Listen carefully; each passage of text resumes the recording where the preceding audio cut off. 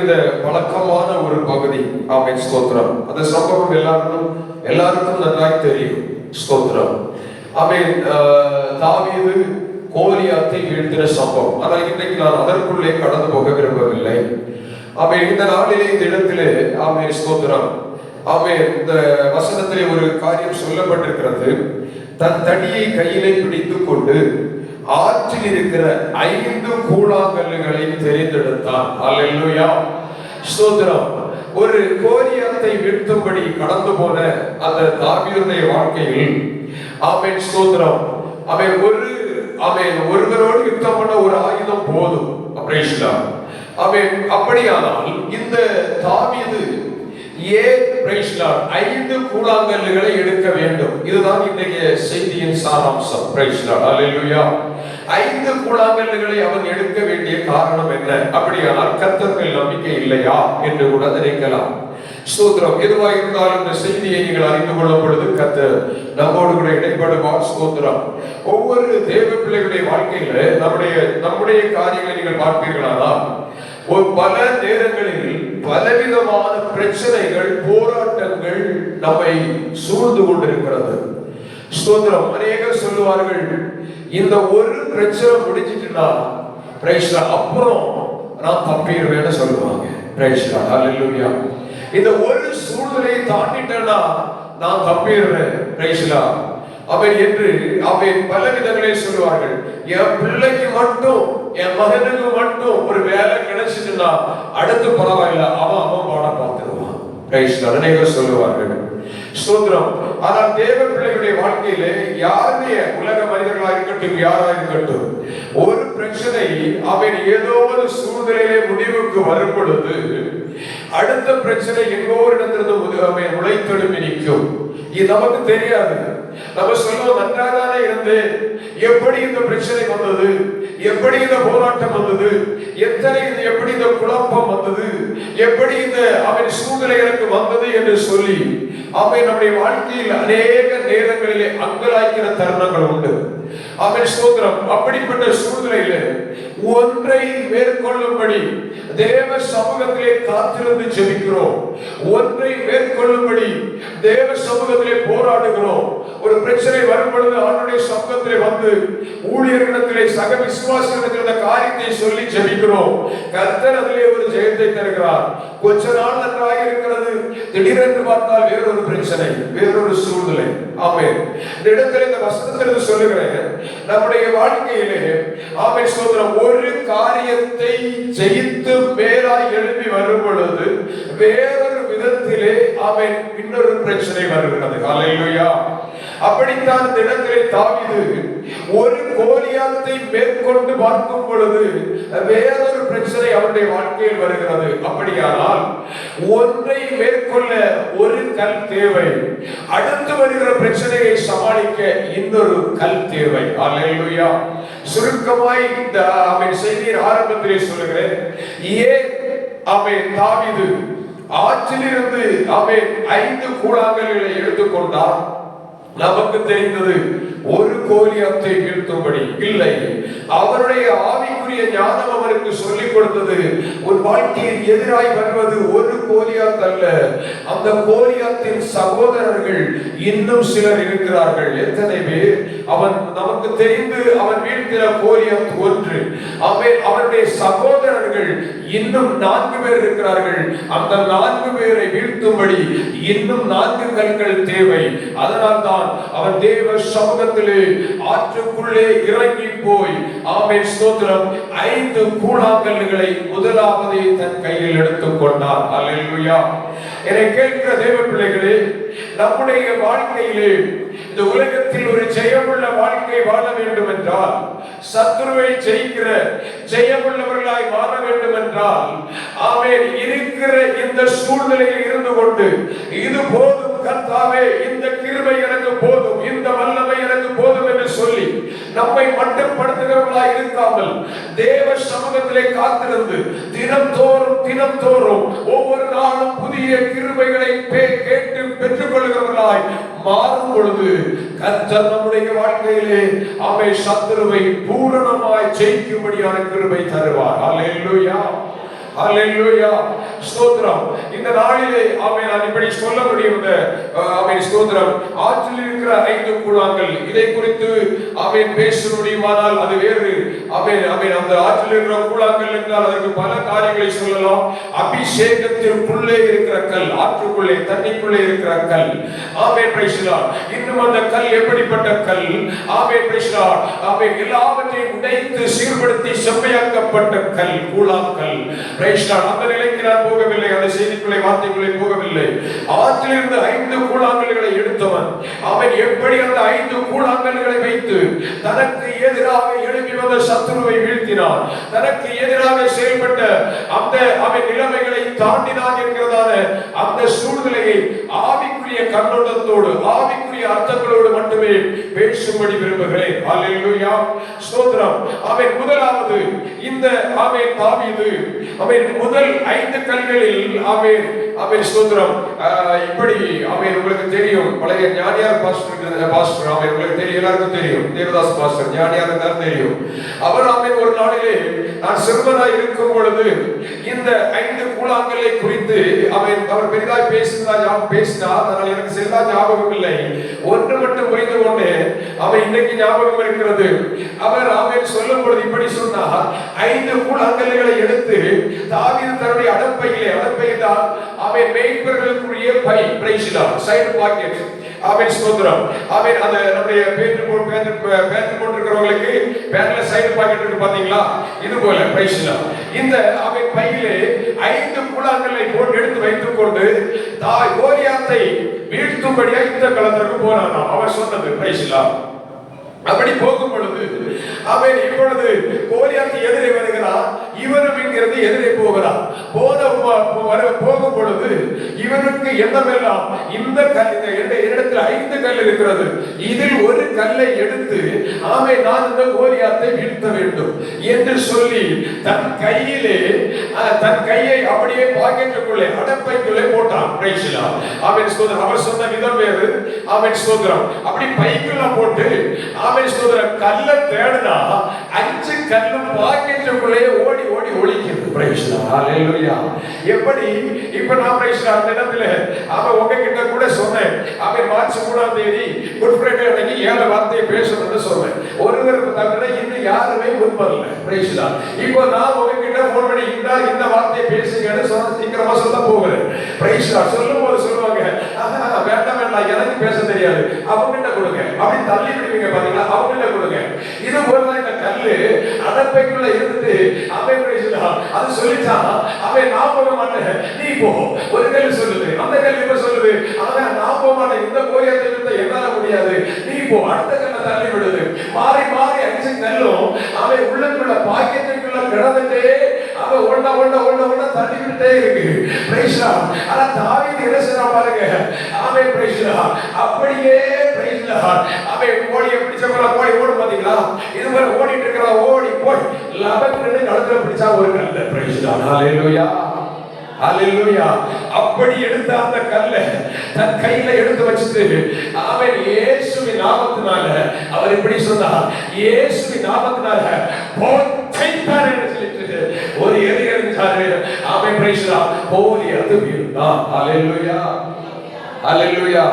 ஞானியார் பாஸ்டரோட பாஷையில சாத்தான்னு சொல்ல மாட்டார், சைத்தான் என்று போய்ட்டான் என்று. Praise the Lord. ஹல்லேலூயா.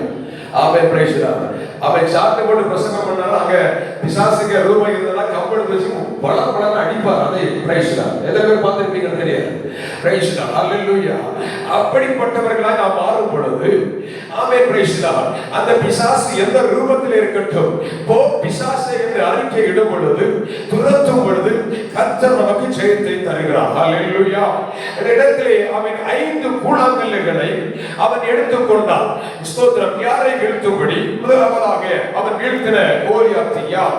வாசிக்கலாம். 1 சாமுவேலின் புத்தகம் 17ஆம் அதிகாரம் அதனுடைய 4, 5, 6 ஆகிய வசனங்கள்.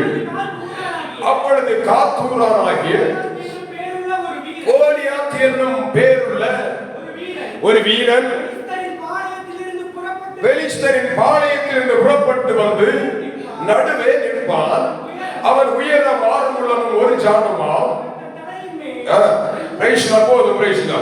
4வது வசனத்தை வாசிக்கும் பொழுது சொல்லப்பட்டிருக்கிறது, ஆமென், ஒரு கோலியாத் என்று சொல்லப்படுகிற ஒரு வீரன், ஆமென் ஸ்தோத்திரம், எழும்பி வருவான். எப்படி எழும்பி வருவானா, ஆமென் ஸ்தோத்திரம், பெலிஸ்தியருடைய படை, இது ஒரு பெரிய கூட்டம், ஒரு பெரிய சேனை, அதுக்குள்ளிருந்து திடீரென்று எழும்பி அந்த சேனைக்கு முன்னால் வந்து நின்று கொண்டு சொல்லுவான், உங்களில் ஒருவன் கடந்து வந்து என்னோடு யுத்தம் பண்ண கடவன். அல்லேலூயா. இந்த இடத்திலே நான் அந்த கோலியாத்தை குறித்து இப்படி சொல்லுகிறேன், ஆவிக்குரிய விதத்தில் பேசுகிறேன். ஆமென். நமக்குள்ளே மறைந்திருந்து செயல்படுகிற சில ஜென்ம சுபாவங்கள். அல்லேலூயா. ஸ்தோத்திரம். சபைக்குள்ளே இருக்கிறோம், கர்த்தரை ஆராதிக்கிறவர்களா இருக்கிறோம், தேவனை மகிமைப்படுத்துகிறவர்களா இருக்கிறோம், கர்த்தரை பாடுகிறவர்களா இருக்கிறோம். ஆனால் அநேக நேரங்களிலே திடீரென்று நமக்குள் இருந்து சில சுபாவங்கள் எழும்புகிறது, கோபம் எழும்புகிறது, எரிச்சல் எழும்புகிறது, பகை எழும்புகிறது, பொறாமை எழும்புகிறது.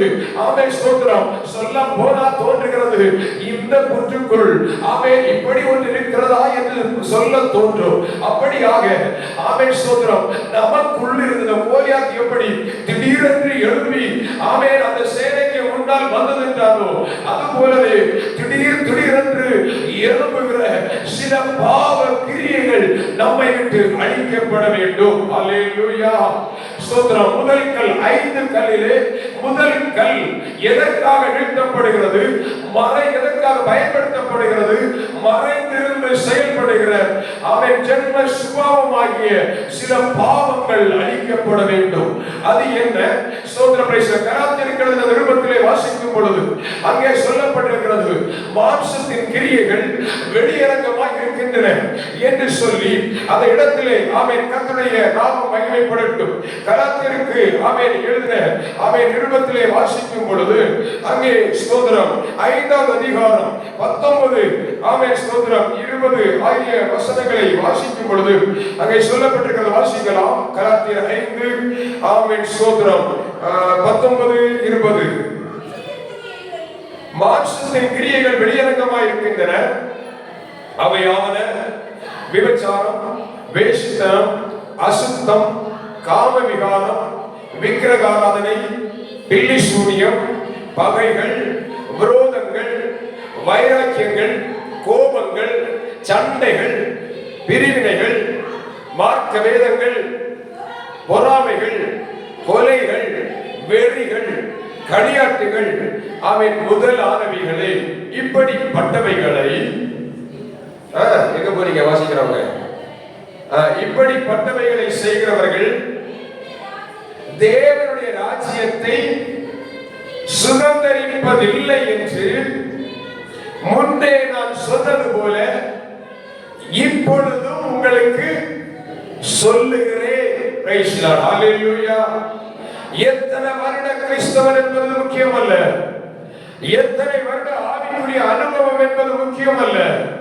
தேவ பிள்ளைகளே, வசனம் தெளிவாய் சொல்லுகிறது, இப்படிப்பட்டவைகளை செய்கிற யாராயிருந்தாலும் தேவனுடைய ராஜ்யத்திற்குள் பிரவேசிப்பதில்லை என்று சொல்லுகிறது. ஹல்லேலூயா. ஆமென். அப்படியானால் இன்றைக்கு ரட்சிக்கப்பட்டிருக்கிறோம், அபிஷேகம் பண்ணப்பட்டிருக்கிறோம், பிதா குமாரன் பரிசுத்தாவிய திரியேக நாமத்தினாலே ஆமென் மூழ்கி ஞானஸ்நானம் பெற்றிருக்கிறோம். ஆனால் நமக்குள்ளே சில பாவ கிரியைகள், நமக்குள்ளே சில பாவ சுபாவங்கள், ஆமென், இதை பேசுகிற என்னையும் சேர்த்துதான் உங்களோடு ஒப்பிட்டு நான் இன்று பேசிக் கொண்டிருக்கிறேன். தேவ பிள்ளைகளை, நம்முடைய வாழ்க்கையில் ஜென்ம சுபாவங்கள் அழிக்கப்பட வேண்டும். நம்முடைய வாழ்க்கையில் திடீரென்று கோபம் வருகிறது, திடீரென்று எரிச்சல் வருகிறது. ஆமென். தீமையானவைகளை பேசுகிறோம், கோபம் வருவது என்ன பேசுகிறோம் என்று நமக்கே தெரியாதபடி பேசிக் கொண்டிருக்கிறோம். அப்படியானால் இதை கேட்கிற தேவ பிள்ளைகளே, இன்றைக்கு நம்முடைய சுபாவங்களில் ஒரு மாற்றம் வேண்டும். நல்லவர்கள் என்கிற பெயர் இருக்கிறது, ஆமென், அருமையானவர்கள் என்கிற பெயர் இருக்கிறது.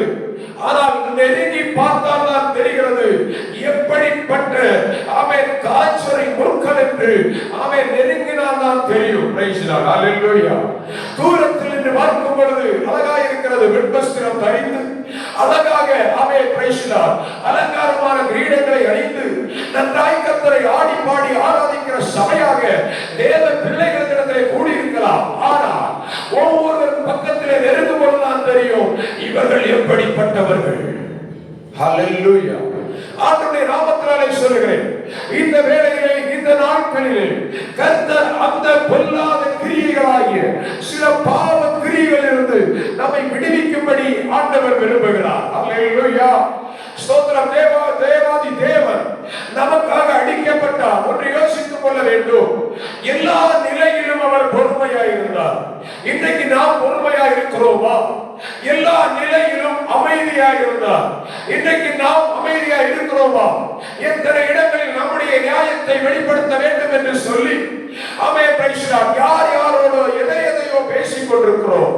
ஆனால் இயேசுவை பார்த்துங்கள், இயேசுவை கண்ணோக்கி பாருங்கள். சிலுவையிலே பிலாத்து அறைய ஒப்புக் கொடுவதற்கு முன்பாக சொல்லுகிறார், நீ என்னிடத்தில் எதையும் பேசுவதில்லையா? உன்னை விடுவிக்க எனக்கு அதிகாரம் உண்டு என்று பிலாத்து சொன்ன பொழுது அந்த இயேசு ஒரே ஒரு வார்த்தை சொன்னார், பரத்திலிருந்து உனக்கு அதிகாரம் கொடுக்கப்படாவிட்டால் யாரும் என்னை விடுதலையாக்க முடியாது. ஹல்லேலூயா. அப்படியானால் தேவ பிள்ளையே, மனம் பதறி ஆண்டவராகிய இயேசு கிறிஸ்து பேசாமல் அமைதியாய் இருந்தது உண்மையானால், அவரை போல இயேசுவோடு கூட வாழ நினைக்கிற சபை, இயேசுவுக்கு சாட்சியாய் இருக்க வேண்டிய சபை இன்றைக்கு தெளிவாய் புரிந்து கொள்ள வேண்டும். கலாத்தியர் 5ஆம் அதிகாரத்திலே வாசித்தோம். பகைகள், விரோதங்கள், பொறாமைகள், எரிச்சல்கள் போன்ற பொல்லாத சுபாவங்கள், இவைகளில் யாதொன்று யாரிடத்தில் இருந்தாலும் அவர்கள் பரலோக ராஜ்யத்தில் பிரவேசிக்க முடியவே முடியாது. ஹல்லேலூயா. இவ்வளவு சத்தமிட்டு பேசுகிற நானா இருக்கட்டும், எனக்கு ஒரு சட்டம், உங்களுக்கு ஒரு சட்டம் இல்லவே இல்லை. உலகம் சொல்லும், பணம் இருந்தால் சட்டங்கள் மாறும், வசதி வாய்ப்புகள் இருந்தால் சட்டங்கள் மாறும். ஆனால் மாறாத ஒரு சட்டம் எங்கே, யாரிடத்தில்? ஆண்டவராய் இயேசு கிறிஸ்து சொல்லி இருக்கிற இந்த நியாயப்பிரமாண புத்தகத்தில் இருக்கிற சட்டம் எந்த சூழ்நிலையிலும் யாருக்காகவும் மாறி போவதில்லை.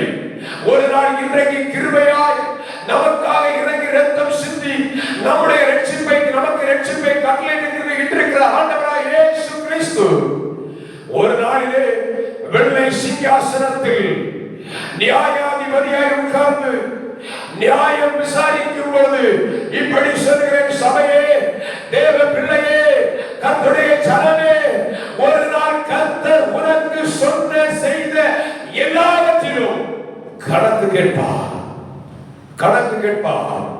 யாரும் என்றைக்கும் தப்பி செல்ல முடியாது. யாரும் அங்கே நம்முடைய நியாயத்தை எடுத்து பேச முடியாது. காரணம் என்ன? கர்த்தருடைய கையிலே ஒரு புஸ்தகம் உண்டு. ஞாபக புஸ்தகம் என்கிற ஒன்றில் ஆண்டவர் இந்த உலகத்திலே நான் செய்த நன்மையையும் தீமையையும் எழுதி வைத்திருக்கிறார். ஹல்லேலூயா. ஆமென். தேவ பிள்ளையே, ஆற்றில் இருந்து எடுக்கப்பட்ட ஒரு ஊழாங்கல் ஒரு கோலியாத்தை வீழ்த்த பயன்பட்டதானால், இன்றைக்கு ஆண்டவருடைய சமூகத்திலே இருக்கிற நம்முடைய வாழ்க்கையிலே கிறிஸ்துவாகிய கல் ஆமென், நம்மிலிருந்து எழும்புகிற அந்த பாவ சுபாவங்கள், பாவ கிரியைகள் மறைந்திருந்து கொண்டு அடிக்கடி திடீரென்று எழுப்பி அவன் வெளியே தலை காட்டுகிற பாவ கிரியைகள் அந்த கிறிஸ்துவாகிய கல்லாலே அவன் அழிக்கப்பட வேண்டும். ஹல்லேலூயா. நீதிமொழிகளின் புஸ்தகத்திலே ஆமென், கர்த்தருடைய நாமம் மகிமைப்படுவதாக. நீதிமொழிகளின் புஸ்தகம் 14ஆம் அதிகாரம் அங்கே 30வது வசனத்தை வாசிக்கும் பொழுது அங்கே சொல்லப்பட்டிருக்கிறது, வாசியுங்கள். சொஸ்தமனம் உடலுக்கு ஜீவன், பொறாமையோ எலும்புருக்கி. ஹல்லேலூயா. பொறாமையோ எலும்புருக்கி. இது வெளியில தெரியாது. இந்த பொறாமை யார்கிட்ட இருக்கு தெரியாது. தானும் செய்ய மாட்டாங்க, அடுத்தவங்களை செய்யவும் விட மாட்டாங்க. இதுதான் பொறாமையின் சுபாவம். தானும் வாழ மாட்டாங்க, மற்றவங்களை வாழவும் விட மாட்டாங்க. இதுதான் பொறாமை. இன்னைக்கு எத்தனை பேர் உலக மனுஷனை நான் பேசவில்லை, ஆவிக்குரிய சபையிலே கர்த்தரை ஆடி பாடி துதிக்கிற தேவ பிள்ளை, நமக்குள்ளே அந்த பொறாமை இருக்கிறதா? நமக்குள்ளே அந்த எரிச்சல் இருக்கிறது. ஒரு கொஞ்சம் எழுப்பினா பக்கத்து வீட்டுக்காரன் கொஞ்சம் நல்லா இருந்தா இவனுக்கு மட்டும் இது எப்படி பார்க்கிறவர்கள்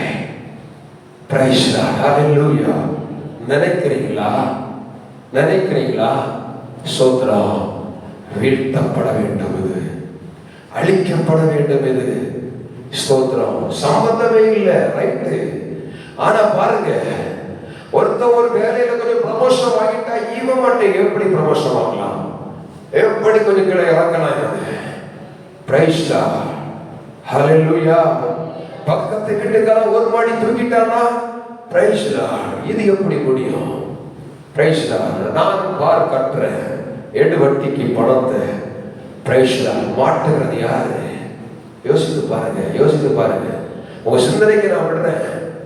எந்த காரியத்துல நினைக்கிறோம்? பக்கத்து வீட்டுல மாங்காவை கொஞ்சம் நிறைய காய்ச்சிட்டா பிரைஸ்டா, இந்த மாவு மட்டும் எப்படி காய்ச்சுது? யோசிக்கிறீங்களா? சாதாரண விஷயங்கள், சிம்பிள் காரியங்கள். பிரைஸ்டா பொறாமை.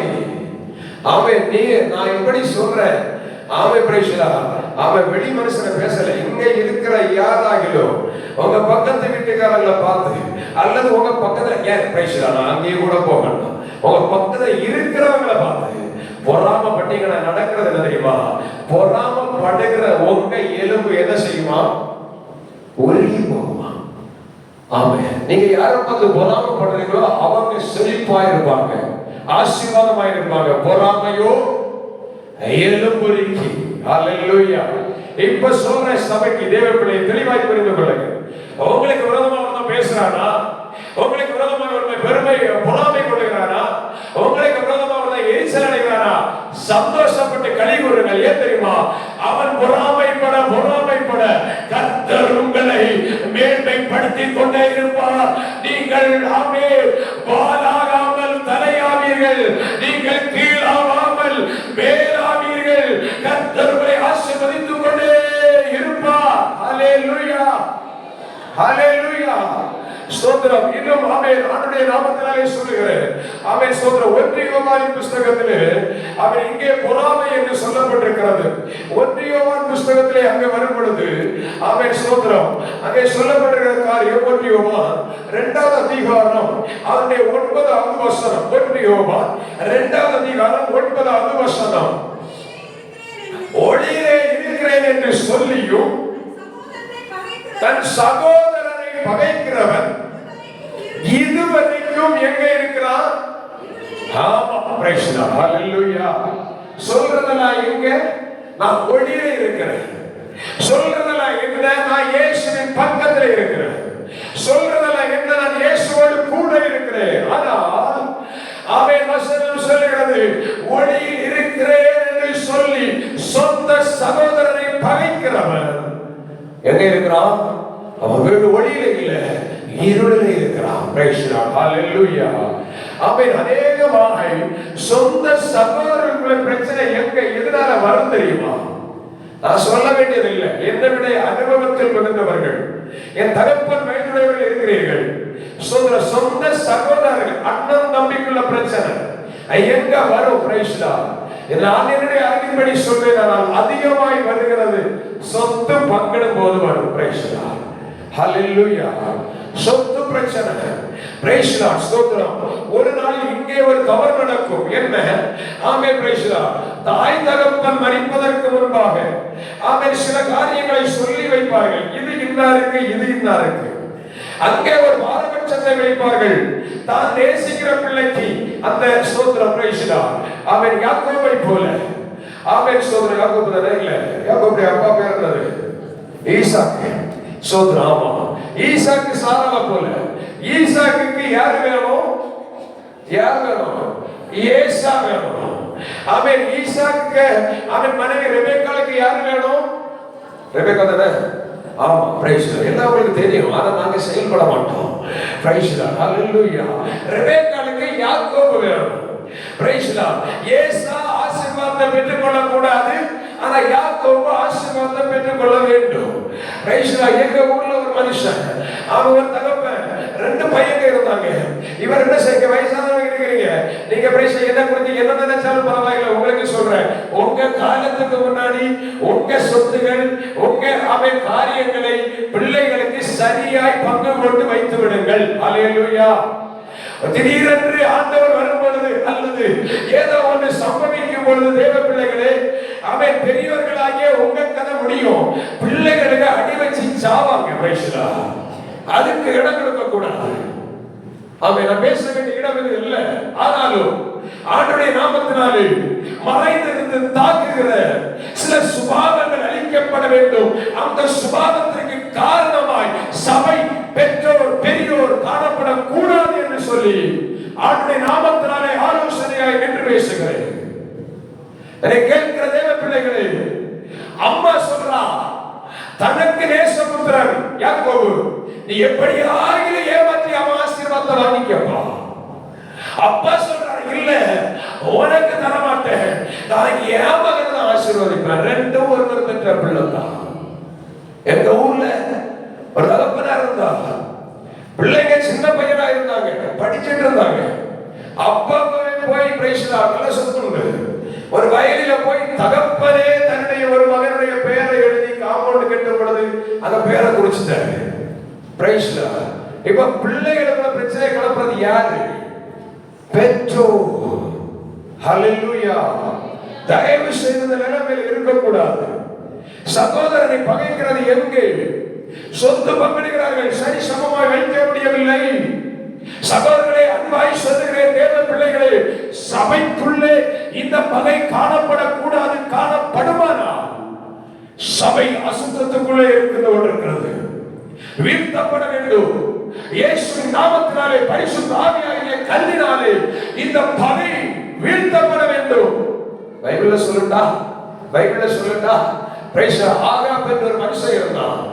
ஆமென், ஸ்தோத்திரம். நல்ல செய்தியில இல்ல, ஆண்டவர் தருகிறத சொல்லிட்டே இருக்கிறேன். ஆகாப் என்ற ஒரு ராஜா இருந்தான். ஆகாப் என்ற ராஜா, ஆமென், பிரைஸ் தனக்கு ராஜானா உங்களுக்கு தெரியும், அவனுக்கு அந்த இடத்துல ஏகப்பட்ட சொத்து இருக்கும், ஆசீர்வாதம் இருக்கும். ஆனா அவன் வீட்டு பக்கத்துல ஒருத்தருக்கு ஒரு சின்ன தோட்டம் இருந்து. என்ன தோட்டம்? திராட்சை தோட்டம். Right, praise. அவனுக்கு ஒரு திராட்சை தோட்டம் இருந்தது.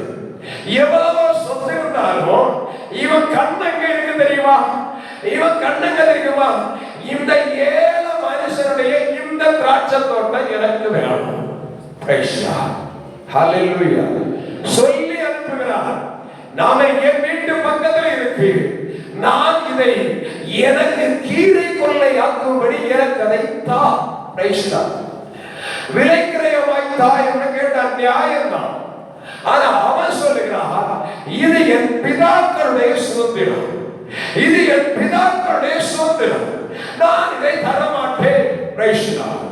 பிரியமான தேவனுடைய பிள்ளைகளே, ஸ்தோத்திரம். இன்றைக்கு அண்ணன் தம்பி சண்டை பேசாம விலகி இருக்கிற காரணம், அரை அடி சொத்து, ஒரு அடி சொத்து எவ்வளவு இருந்தாலும் இருக்கிறவனுக்கு தேவையாது.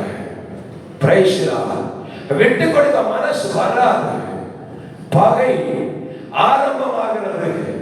தேவ பிள்ளைகளை அன்பாய் சொல்லுகிறேன், சொத்துக்காக, உலக ஆசீர்வாதத்திற்காக பரமராஜ்யத்தை இழந்துடாதீர்கள், பரலோக பொக்கிஷத்தை இழந்துடாதீர்கள்.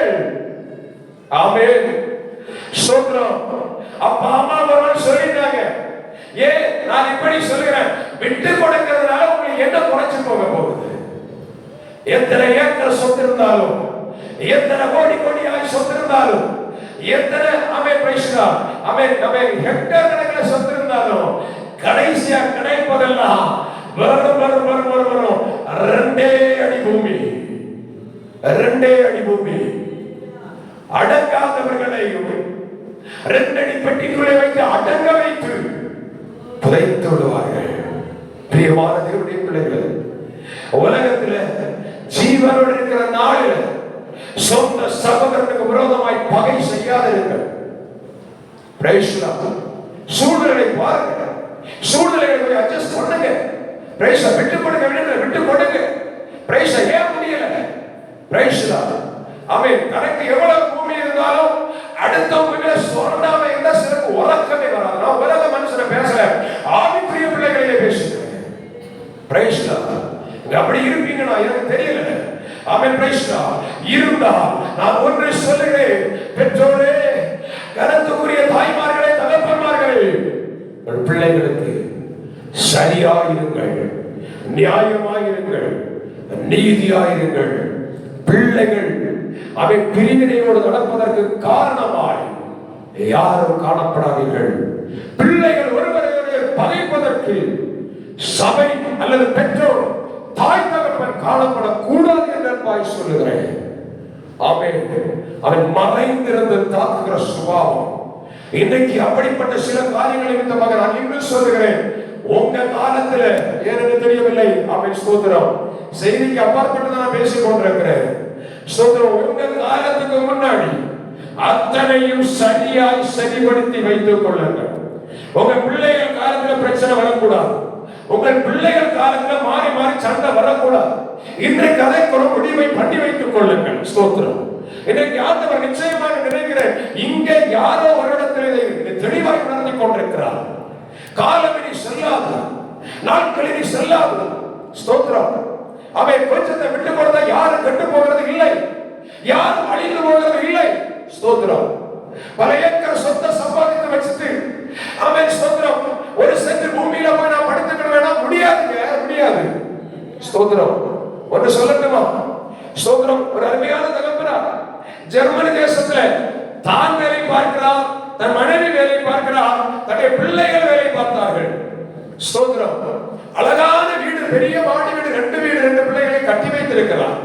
ஆனால் திடீரென்று அந்த மனிதர் மறித்து போனார். மறித்து போன பொழுது அவருக்கு குழி வெட்டின இடம் எது தெரியுமா? சோதனை பப்ளிக்ல தான் பேசுறேன். அவருக்கு குழி வெட்டின இடம் எது தெரியுமா? பிரைஸ் எவ்வளவோ இடம் இருக்கு, சொத்து இருக்கு, வசதி இருக்கு. ஆமென் பிரைஸ். என்ன இருந்தாலும் அவருக்கு வெட்டின இடம் ஆமென் ஸ்தோத்திரம் குப்பை தொட்டி. ஹalleluya. ஒரு மாடி 3000 ஸ்கொயர் ஃபீட், அப்படி 3 மாடி ஒரு வீடு. யோசித்து பாருங்கள். பிரைஸ். ஒரு மாடி 3000 ஸ்கொயர் ஃபீட், 3 மாடி, அப்படி ஒரு வீடு அல்ல 2 வீடு கட்டி வைத்திருக்கிறார். மறைத்த பொழுது அவருக்கு குழி தோண்டி புதைத்த இடம், அந்த எல்லையில் எல்லாம் ஒதுக்கப்பட்ட வேஸ்ட் கொட்டி தட்டி எரிப்பதற்கு பயன்படுத்தின இடத்தில் தான் அவருக்கு குழி வெட்டினார்கள். நான் அளந்து போட்டேன், அதனாலதான் தைரியமா பேசுறேன். Praise God. ஹல்லேலூயா. நிலைமை எப்படி போகுதுன்னு பாருங்க. Praise God. அதனால சொல்றேன், எதையும் யாரும் கொண்டு போவதில்லை, மறைந்திருந்து தாக்குகிற நம்முடைய ஜென்ம சுபாவங்கள் அழிக்கப்படுமானால் கோலியாத்து விழுவா, ஜெயம் நம்மை வந்து சேரும். ஹல்லேலூயா. விடுதலை நம்மை வந்து சேரும். ஆமென் பிரைஸ். இருக்கிறவன் சொல்றானா போகட்டும், ஆண்டவருடைய சாபத்தை சொல்லி விட்டுருங்க. தயவு செய்து சண்டைக்கு போகாதீங்க, பிரச்சனைக்கு போகாதீங்க. ஆமென். அவன் அரை அடி சொல்றானா ஸ்தோத்திரம். ஆண்டவர் உங்களுக்கு ஏதோ ஒரு விதத்தில் சிலரை தருவார், சில நன்மைகளை தருவார். கவலையே படாதீங்க. ஆமென். விட்டு கொடுக்கிறவன் ஒருபோது கெட்டு போனதில்லை. கிறிஸ்துவுக்காக உழைத்தவர்கள் யாரும் வெட்கப்பட்டு போனதில்லை. கர்த்தருக்காக கொடுத்த யாரும் தரித்திரனாகி போனதில்லை. Praise Lord. ஹல்லேலூயா. எதை கிறிஸ்துவுக்காக விட்டு கொடுக்க சொல்லுகிறேன்? மறுபடியும் சொல்லுகிறேன், உங்க சொத்துல, உங்க பங்குல, உங்களுக்குள்ள சுதந்திரமா இருக்கட்டும். ஆமென். விட்டு கொடுத்தீங்கன்னா கர்த்தர் உங்களை மேன்மையாக்குவார். நித்திய ராஜ்யத்திலே, பரலோக ராஜ்யத்திலே அதனுடைய ஆழம், அதனுடைய உயரம், அதனுடைய வீதி, அதனுடைய அகலம் அளந்து கொள்ள முடியாத அத்தனை பெரிய ராஜ்யத்திலே கர்த்தர் எனக்கும் உங்களுக்கு அவன் ஒவ்வொருவருக்கும் ஒரு பெரிய ராஜ்யத்தை வைத்திருக்கிறார். Price Lord. ஹல்லேலூயா. ஆமென் ஸ்தோத்திரம். இப்ப நான் வார்த்தைக்குள்ளே வருகிறேன். ஆமென் ஸ்தோத்திரம். சொல்லப்பட்டிருக்கிறது, ஆமென், ஆற்றில் இருக்கிற 5 கூழாங்கல்லில் ஒன்று அவன் காத்தூரை சேர்ந்த காத் என்கிற பட்டணத்தை சேர்ந்த ஒரு கோலியாத்தை வீழ்த்தும்படி அடப்பையிலே தன் கையை போட்டு அந்த 5 ஒன்றை எடுத்து கவனில் வைத்து அடித்தான். கோலியாத்து வீழ்ந்தான். ஒரு கோலியாத் அழிந்து போனான். எந்த கோலியாத் அழிந்து போனான்? மறைந்திருந்து தாக்குகிற ஜன்ம சுபாவமாகிய கோலியாத் ஆமென் பிரைஸ் தி லார்ட் ஒரு கல்லினாலே வீழ்த்தப்பட்டு போனான். ஹல்லேலூயா. இரண்டாவதாக ஆமென் ஸ்தோத்திரம். இரண்டாவது கல் எதற்காக பயன்படுத்தப்படுகிறது? 1 சாமுவேலின் புத்தகம் 21வது அதிகாரம். ஆமென். 2 சாமுவேல் ஸ்தோத்திரம் 2 சாமுவேல் 21வது அதிகாரம் அதனுடைய 16வது வசனம். அப்பொழுது 300 சேக்கல் நிறை வெண்கலமான ஈட்டியை பிடிக்கிறவனும் புது பட்டயத்தை அறையிலே கட்டிக் கொண்டவனுமான இஸ்பிபெனோப் என்னும் ராட்சத புத்திரரில் ஒருவன் தாவீதை வெட்ட வேண்டும் என்று இருந்தான். அல்லேலூயா. சோதரர் முதலாவது யார் வெட்டணும் அழிக்கணும் நினைச்சது? எந்த ஊரை சேர்ந்தவன்? காத்தூரை சேர்ந்த கோலியாத். ஸ்தோத்திரம். நான் கடைசியா சொல்றேன். இந்த நான் இப்போ வாசித்தவரும் அவங்களை யாருன்னு சொல்றேன். ரைட் தான். அவன் நேரம் எப்படி அனுபவிக்கிறதோ தெரியாது. ஸ்தோத்திரம். இங்கே ஆமென் ஸ்தோத்திரம். இந்த 21வது அதிகாரம் அதனுடைய 16வது வசனத்திலே சொல்லப்பட்டிருக்கிறது. இஸ்பிபெனோப் என்னும் ராட்சத புத்திரரில் ஒருவன் தாவீதை வெட்ட வேண்டும் என்று இருந்தான். அல்லேலூயா. இந்த இஸ்பிபெனோப் என்பதற்கு ஆமென் அர்த்தம் இவ்விதமாய் சொல்லப்படுகிறது. மேட்டிமை. அல்லேலூயா. என்னது மேட்டிமை? மேட்டிமை உங்களுக்கு அர்த்தம் தெரியும். என்ன? பெருமை. ஹல்லேலூயா. ஆமென். நான் என்கிற கர்வம், நான் என்கிற அகந்தை. ஸ்தோத்திரம். Praise the Lord. ஆமென். தேவ பிள்ளைகளே, யாருடைய வாழ்க்கையில் நான் என்கிற அந்த நிலைமை இருக்கிறதோ அவர்கள் ஆமென் வசனத்தின்படி சொல்லுவேன் ஆமென் ஒருவேளை உலகத்துல சில மனிதர்கள் வாழ்ந்தது போல இருக்கும், ஆனால் அவருடைய சந்ததியை பார்த்தால் அழிந்து போயிருப்பார்கள். ஆனால் ஸ்தோத்திரம், பைபிளிலே நான் சொல்ல விரும்புகிறேன், உலக கதைக்கு போகல. அவன் பைபிளிலே நான் என்று பேசினவர்கள், மேட்டிமை கொண்டவர்கள், பெருமை கொண்டவர்கள் வாழ்ந்ததாக சரித்திரமே இல்லை. அல்லேலூயா.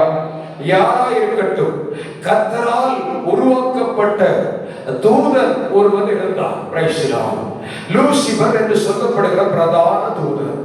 அந்த தூதன் ஆண்டவர் அந்த தூதனை உருவாக்கி ஆமென் ஸ்தோத்திரம் ஏதேன் தோட்டத்தில் மனிதனை வைப்பதற்கு முன்பாக அந்த தோட்டத்தை காவல் பண்ணும்படி ஆமென் ஸ்தோத்திரம் அந்த தூதனை கொண்டு போய் தோட்டத்திலே வைத்தார். தூதனுடைய வேலை என்ன? கர்த்தரை பாடுவதும் துதிப்பதும் ஆராதிப்பதும் தான் தூதனுடைய வேலை. ஆனால் அந்த தூதன் ஆமென் ஸ்தோத்திரம் கர்த்தரை துதிப்பது பாடுவதை மகிமைப்படுத்துவதை ஆமென் ஸ்தோத்திரம் வீம்பாக நினைத்தான். என்ன நினைத்தான்? ஸ்தோத்திரம் நான் இத்தனை மகிமை பெறுந்தவராக இருக்கும் பொழுது அவருடைய அவருக்கு கர்த்தர் கொடுத்த மகிமை குறித்து விதமாய் சொல்லப்பட்டிருக்கிறது. அவன் இந்திரன் இளநீலம் போன்ற படிகப்பச்சை போன்ற ஸ்தோத்திரம் மோதிரங்களினாலே வைடூரியங்களினாலே மூடம் பெற்றவன், அவன் அழகு பெற்றவன், அவன் ஸ்தோத்திரம் என்றெல்லாம் விசித்திரமாய் செய்யப்பட்ட மோதிரம், முத்திரை மோதிரம் என்றெல்லாம் ஆண்டவர் பெயரை கொடுத்து அழகாய் வைத்திருந்த பொழுது அந்த தூதனுக்குள்ளே தனக்குள்ளே ஒரு கௌரவம் உண்டானது. என்ன கௌரவம்? ஒரு வெற்றிமை, பெருமை உண்டானது. பெருமை உண்டான பொழுது அந்த தூதன் அவன் இப்படி தன் உள்ளத்திலே சொன்னான், நான் அந்த தேவனுடைய சிங்காசனத்துக்கு நிகராக என் சிங்காசனத்தை வைப்பேன். ஹல்லேலூயா. அந்த வசனம் ஏசாயான்னு நினைக்கிறேன். அது எங்க இருக்கு? ஏசாயா 14:13 எடுக்காதவங்க எடுத்துக்க. ஏசாயா 14வது அதிகாரம் 13வது வசனம். இப்ப வாசிங்க. 12 இருந்து வாசிங்க. அதிகாலையின் மகனாகிய விடிவெள்ளியே, நீ வானத்திற்கு தள்ள விழுந்தாயே, ஜாதிகளை ஈனப்படுத்துகிறவரே, நீ தரையிலே விழ வெட்டப்பட்டாயே. நான் வானத்திற்கு ஏறுவேன், தேவனுடைய நட்சத்திரங்களுக்கு மேலாக என் சிங்காசனத்தை உயர்த்துவேன்,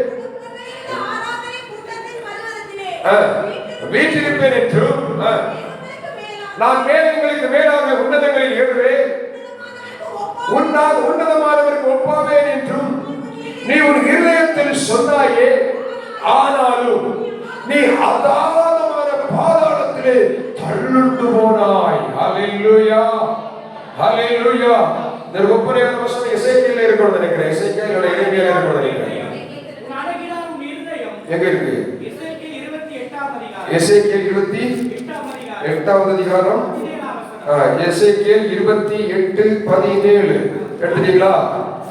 இப்ப வாசிங்க. உன் அழகினால் உன் இருதயம் மேட்டிமையாகி உன் மிடுக்கினால் ஞானத்தை கெடுத்தாய். உன்னை தரையில் தள்ளி போடுவேன்,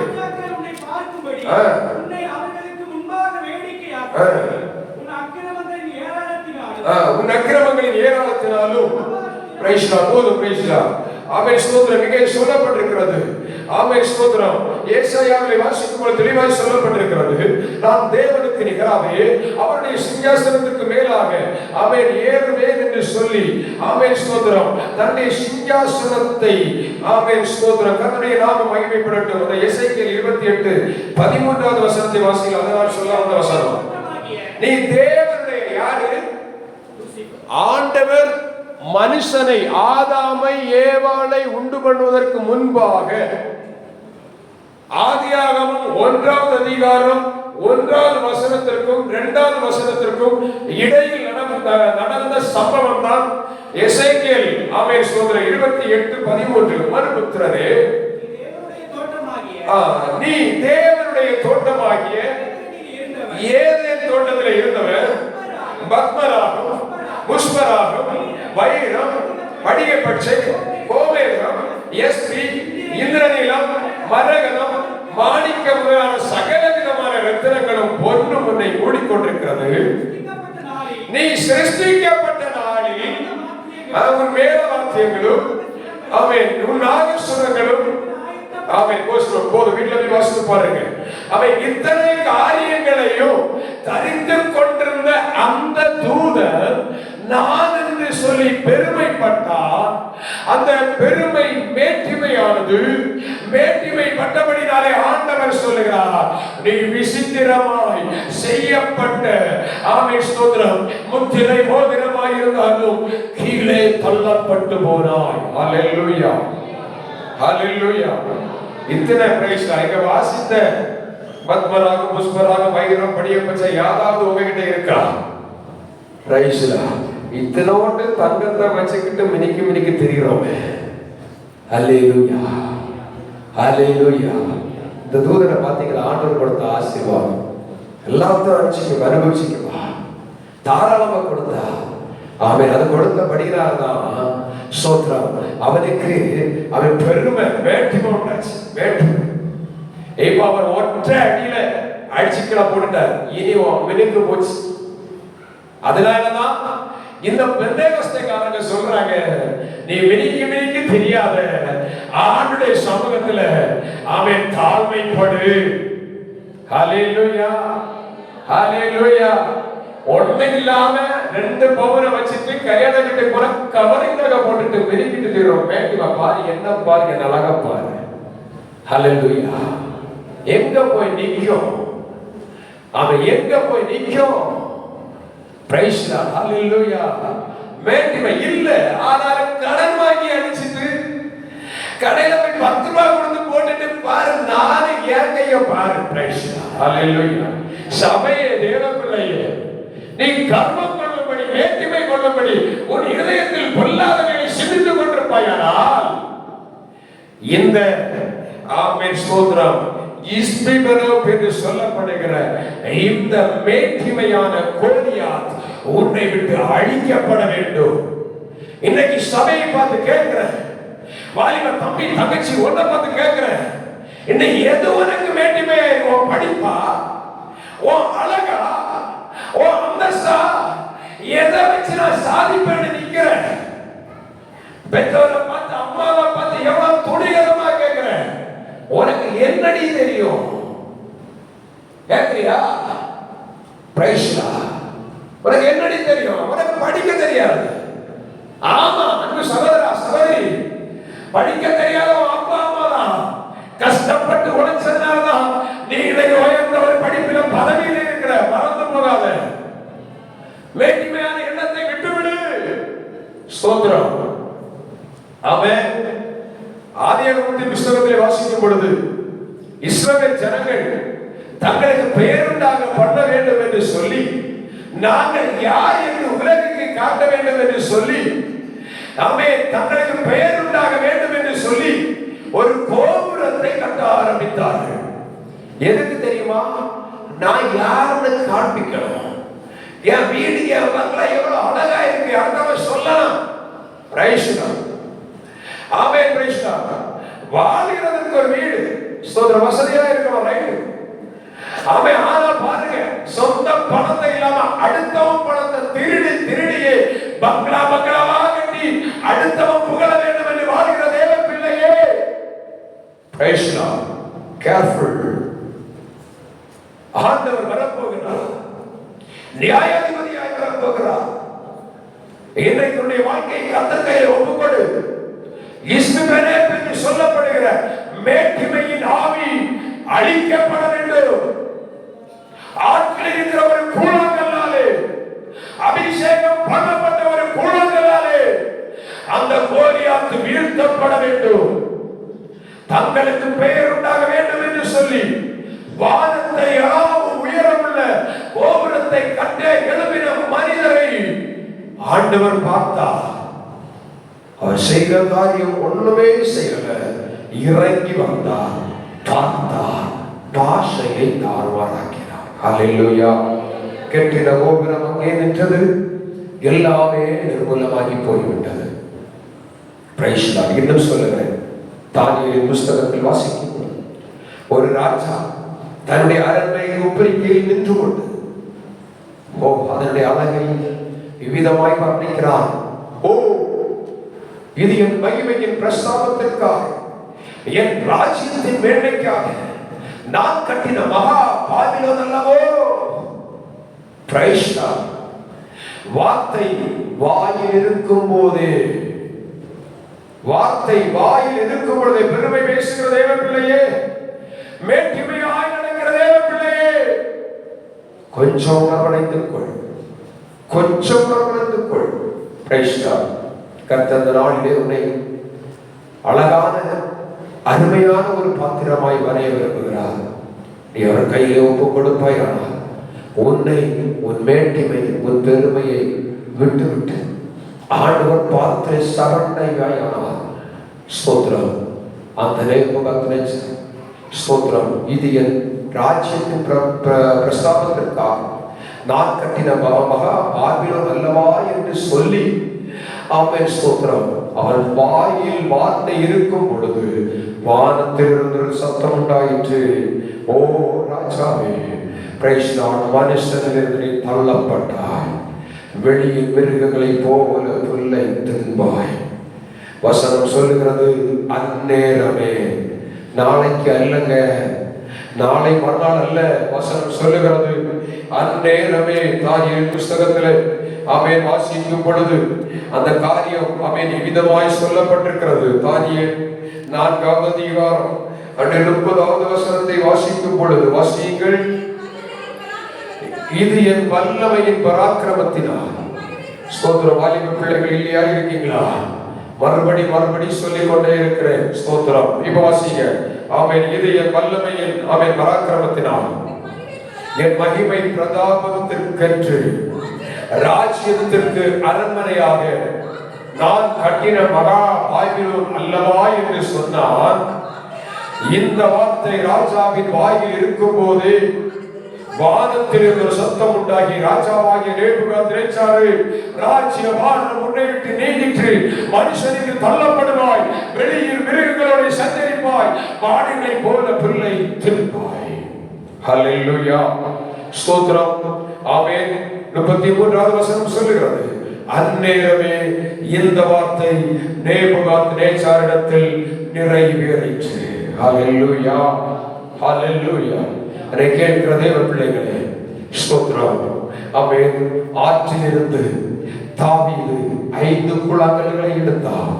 ஒன்று நாம் முதலில் வாசித்த நமக்கு தெரிந்த கோலியாத்தை வீழ்த்தும்படி கபடில் வைத்து அடித்தான். கோலியாத்தை வீழ்த்தி ஒரு கல்லை அவன் செலவழித்தான். இரண்டாவது கல் மேட்டிமை என்று சொல்லப்படுகிற இஸ்பிபனேப் என்று சொல்லப்படுகிற கோலியாத் என்று அவனை வீழ்த்தும்படியாய் இன்னொரு கல்லை எடுத்து பயன்படுத்தினான். இன்றைக்கு இரண்டாவது கல்லோடு கூட வார்த்தையை நிறைவு செய்கிறேன். கர்த்தருக்கு சித்தமானார் இதே வார்த்தையை ஆண்டவர் சித்தம் அடுத்த வாரம் கொடுக்க விரும்புகிறேன். ஸ்தோத்திரம். அருமையான தேவனுடைய பிள்ளைகளே, ஆண்டவராகிய இயேசு கிறிஸ்து யோபுவின் புஸ்தகத்தில் யோபுவுக்கு அவன் இவ்விதமாய் யோபுவோடு கூட பேசுகிற நேரத்திலே அவர் பேசுவார். யோபுவின் புஸ்தகம் 40வது அதிகாரத்தில் ஆண்டவர் சொல்லுகிறார். 40வது அதிகாரம் அதனுடைய 11வது வசனத்தை வாசிக்கும் பொழுது, நீ உன் கோபத்தின் உக்கிரத்தை வீசி அகந்தையுள்ளவர்களை எல்லாம் அகந்தையுள்ளவனை எல்லாம் தேடி பார்த்து தாழ்த்தி விட்டு பெருமையுள்ளவனை எல்லாம் கவனித்து அவனை பணிய பண்ணி துன்மார்க்கரை அவர்களில் இருக்கிற ஸ்தலத்திலே மிதித்து விடு. அல்லேலூயா. யார் சொல்றா தெரியுமா? நாம் ஆராதிக்கிற ஆண்டவராகிய இயேசு கிறிஸ்து என்ன சொல்லுகிறார்? பெருமை உள்ளவனை அகந்தை உள்ளவனை எல்லாம் தேடி பார்த்து தேடி பார்த்து பிடித்துக்கொள். அகந்தை உள்ளவனை பெருமை உள்ளவனை எல்லாம் கவனித்து அவனை என்ன செய்யணுமா? பணிய பண்ண. கர்த்தர் பணிய பண்ண வேண்டும் என்று இடம் கொடுக்காத. நீயாகவே சபையே தேவ பிள்ளை நாமாகவே ஆண்டவருடைய கரத்திலே நம்மை தாழ்த்துவோமான அவன் வசனம் சொல்லுகிறது, தாழ்மை உள்ளவர்களுக்கோ கிருபை உண்டு. அவன் தாழ்ந்த இடத்தில் நாம் தண்ணீர் தங்கி இருக்கும். அப்படியானால் இன்றைக்கு அவன் நம்முடைய வாழ்க்கையை காணப்படுகிற அந்த ஸ்தோத்திரம் பொல்லாத கிரியைகள் மறைந்திருந்து தாக்குகிற சேர்ந்தனா அவன் நல்லா பேசிட்டு இருப்பாங்க, நல்லா இருப்பாங்க. திடீரென்று சூழ்நிலை வரும்பொழுது ஒரு வார்த்தை எடுத்து வைப்பாங்க, முடிச்சிடும் கதை. பிரைஸ்லா. அதுதான் மறைந்திருந்து தாக்குகிற சூழ்நிலைகள், தன்மைகள். இரண்டாவதாக சொன்னேன், மேட்டிமை. எதை குறித்து மேட்டிமையாக இருக்கிறோம்? எதை குறித்து பெருமைப்பட்டுக் கொண்டிருக்கிறோம்? எது நிமித்தம் எரிச்சல் அடைந்து கொண்டிருக்கிறோம்? தேவ பிள்ளையே, இன்றைக்கு ஆண்டுடைய சமூகத்திலே உன்னை ஒப்புக்கொடு. கர்த்தருடைய பாதத்திலே உன்னை ஒப்புக்கொடு. எல்லாருடைய சமூகத்திலே முழங்கால் படியிட்டு, ஆண்டவரே உடைய கரத்திலே என்னை தருகிறேன். ஆண்டவரே பரிசுத்தமுள்ள தேவனே, என்னை உடைய கரத்திலே தருகிறேன். ஆண்டவரே உடைய கிருபையினால் உடைய ஓடும். ஆண்டவரே எனக்குள்ளே காணப்படுகிற அந்த ஜென்ம சுபாவம் அழிக்கப்பட வேண்டும். எனக்குள்ளே காணப்படுகிற பெருமை அழிக்கப்பட வேண்டும். எனக்குள்ளே காணப்படுகிற மேட்டிமை அழிக்கப்பட வேண்டும். ஒரு விஷயம் ஆமென். ஹல்லேலூயா. எல்லாரும் ஆமென். பிரைஸ்லாம்.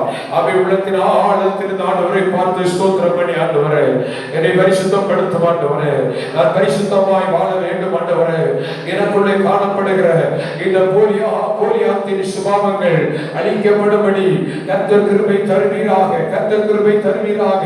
ஹல்லேலூயா, ஹல்லேலூயா, ஹல்லேலூயா.